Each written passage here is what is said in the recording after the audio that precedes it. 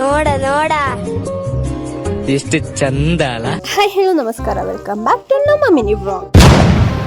ನೋಡಿ ಇಷ್ಟು ಬೇಗ ನನ್ನ ರೂಮಿಗೆ ಯಾವ ಗೆಸ್ಟ್ ಬಂದಿದ್ದಾರೆ ಅಂತ.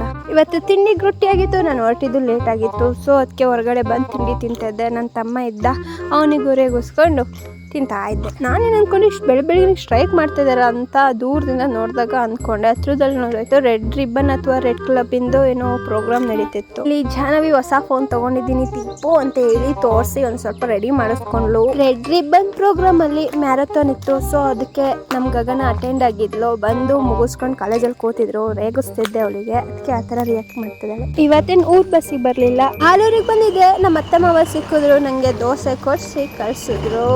ಬೇಡ ಅಂದ್ರೆ ಕೊಡ್ತಿದ್ರು. ಇಲ್ಲಿ ನಮ್ಮಪ್ಪ ಊಟ ಏನು ಮಾಡಂಗಿಲ್ಲ, ಪೂಜೆ ಮಾಡ್ತಿದ್ದಾರೆ, ಹೊರಗಡೆ ಏನೂ ತಿನ್ನಲ್ಲ. ಸೊ ಅದಕ್ಕೆ ನೋಡ್ತಾ ಕೂತಿದ್ದಾರೆ. ನಮ್ಮನ್ನ ವಿಡಿಯೋ ಮಾಡ್ತಿದ್ದೀನಿ ಅಂತ ನಾಚಿ ನೀರಾದ್ರು ನಮ್ಮಪ್ಪ.